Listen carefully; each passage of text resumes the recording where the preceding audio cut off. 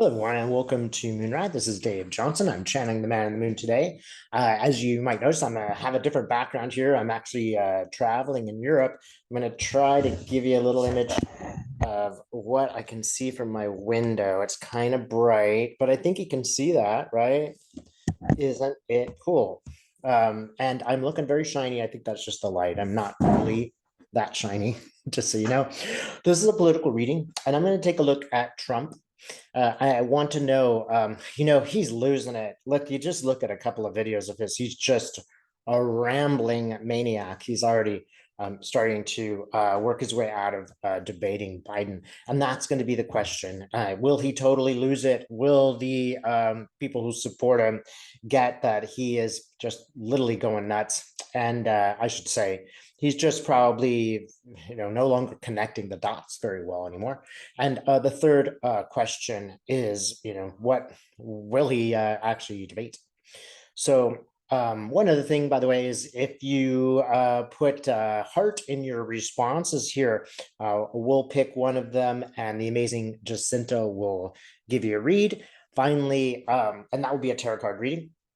The final thing is please take a look at the Cosmic Connectors Collective. These guys do the most amazing work. It's a group of channelers I'm working with, and they will really give you the answers to life's questions. Check them out. So let's take a look at the Donald. One other thing I forgot to mention is somebody sent me a link. I really appreciate this, about a white buffalo that was born in Yellowstone. The white buffalo is symbolic of the sort of a rebirth and better times coming. It's extremely rare, and the Native Americans at that place, it holds a special meaning for them. Let us take a look at the Donald. He just looks very kooky right now. Some maybe that postcard of, there's a picture of Albert Einstein with messed up hair, and the card says, a bad haircut can make anybody look stupid. I think it was an advertisement for a salon. And he's like that, just like, weird science guy, kind of nutty. It's like he's on fire. That would be like a great, almost like an analogy for what's going on in his head. It's like he's on fire. He can't stop it. He can't stop himself from yammering on about Hannibal Lecter and whatever crazy, crazy themes he's got in his mind. They all come together. Regular people could all see this before, but I think everybody's starting to realize that. I could see Republicans going like this. Oh my God, like, how are we gonna play this one down? Because they could play a lot down, but the one thing that Donald did have was charisma for some people. This is just not a realistic. He can't stand up and make a speech, so every single rally is going to be a mess.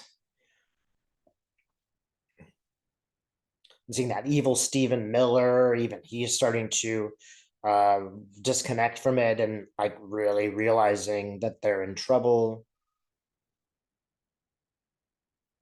And once Trump goes, the Stephen Millers go. There's no other place for that evil little gnome. So what else? He just attacks people. He's attacking people in his family. He's sort of raging at the universe. This is nothing new. So is he going to lose it for the election?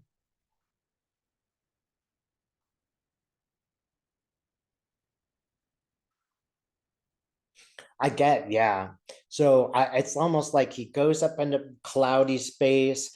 There's the pearly gates there. He doesn't go through the pearly gates. He just kind of goes off into oblivion. It's like he goes into this place and then he's super smiling, and, he's like that, disconnected person that's just got a perpetual smile, like he's had a lobotomy. And he's just kind of blissfully, totally detached. There's a certain thing what happens when people are under so much pressure that they actually lose their minds. And this is what I see is just, he presents himself as this tough guy that can take everything. Come on. I mean, the man has probably never washed dishes in his life. All y'all have undergone, any kindergarten teacher has gone through 10 times more pressure than, any CEO, as far as I'm concerned. And certainly Donald Trump wouldn't know much about either of those situations. So it's like he's just cracked under this incredible pressure. I think the significance of losing the last lawsuit of a potential prison time has really shattered his ego and his belief that he could do anything. So now that that ego's gone, there isn't much place to go. It's sort of like I can't keep if he goes nuts, I mean, that'll like literally keep him out of jail because put him in an asylum or something. If he's disconnected intellectually, he can't stand trials. So it might really just be an unconscious way of escaping. Now I don't have to worry about all these problems anymore. I don't even have to run my business anymore. I'm just going to lose it. I see his kids quite horrified and worried because they're like, oh, will be the ones on trial. They know details. They've broken laws too, so they'll be the ones that have to stand up, and they don't have the charisma of Donald Trump. They can't persuade people to ignore their crimes. Yeah, they look really sad. They look really like those people who know that doom's on the way, and acting out. Like Eric is there, like acting out and just throwing stuff, and he's like that kid throwing a tantrum, and um he was just like, wait, what about me and my inheritance? It's all going to go out the window. I gotta tell you, Eric is secretly quite angry at his father. They did not have a good relationship. I don't think anybody had a good relationship with him, but he is mad. He's mad at being overlooked. He thought he would be the one to inherit the keys to the kingdom. And the only reason he didn't is because he's not attractive. Like it's like that's how superficial Donald is. His daughter's attractive, therefore she's the one. It's just almost like representing a very superficial kind of media that we find now. So here's Donald. It's hard to follow because it's just all over the place. He's just nuts. He's just like, okay, now I'm seeing him with one handcuff on his wrist. I think that, again, this is driving him crazy. The fact that he fears going to jail is upsetting him. Now the handcuff is sort of, the other handcuff is attached to a pole. He can't get very far. So it's like, I think physically and, internally, he cannot get far. He can't escape very far from this legacy. He feels that it will doom his presidency, but also he physically can't go to places. He might be in prison, so he can't go rally. And you can't rally. I really do hope Rashawn, puts his feet to the fire here and puts him on the slammer for as long as possible, because that will decide the election ultimately. But it really is also, I'm seeing the faces of all these Republicans. They are like, oh my God, what are we gonna do? This has been such a disaster. It's going to be a disaster for everyone at the polls. And the best case scenario was going to be that Trump won, but they would lose the House and Senate. Now they're going to lose the House, Senate, and the presidency. It's a sad day for Biden. This is just the incredible sacrifice that man has made to rescue our country from despot. he had to, give up his son's dignity, his family's dignity, potentially his son's liberty. I'm hoping that the judge in that case will be extremely lenient. It was not a fair trial, in my opinion, because they wouldn't have been prosecuted if it weren't Biden's kid. But back to Trump. So you're gonna debate him?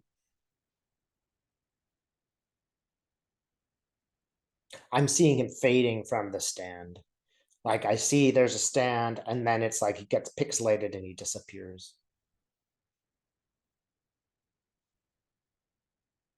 I'm also seeing like almost like cutting his wrist. And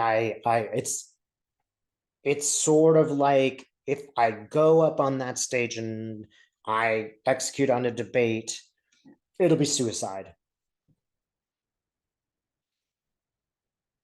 Everybody's advising him, it'll be suicide. You get up there.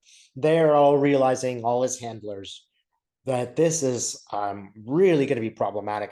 If he actually did become president, he would be such a mess that it would be essentially he would be a non-entity. They would be ruling, which would make things really tough for them, especially if they don't have a Congress and to support that. But it would be very bad for the country. So again, I'll just see if there is anything on the debate. Now he runs away like a little kid, goes and hides in the corner. Yeah, so let's just take a look then. Let's just take a look to see if there's anything just generally about the next election we ought to know.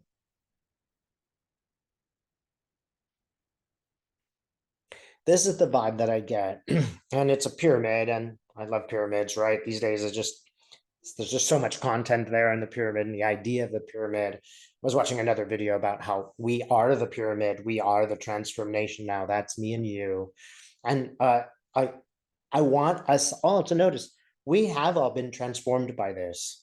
Maybe before we were less informed, less active, less engaged in our politics. It was kind of like, I gotta go to work. I don't have time for these details. But our government was doing really bad things. And now we can see the just it seems different. This pyramid is golden. And I think all of us have, kind of been welcomed into it, when welcomed into the space of transformation. I do believe that it's very hopeful for all of us to take a positive note and say, how have we been transformed by this? Difficult times require amazing transformations of awareness and understanding. And this is what's really going on. This is not going to end simply. It's not going to be like we all find the new earth tomorrow, but it does bring a lot of hope. We now know how to bring in the light, and that is on a social level, on a political level, and on a personal level. We now know this much better. In a sense, that is the gift, and a gift I think we should all focus on. Don't forget to notice how well you've done. That is you personally, how well you've weathered this storm, how you have been changed, how you've made connections that you would never have made, how you have risen in this process. It's not just politics. It's also about all of us. And congratulate yourself that you've gotten this far in a really, really hectic environment. Thanks so much for watching.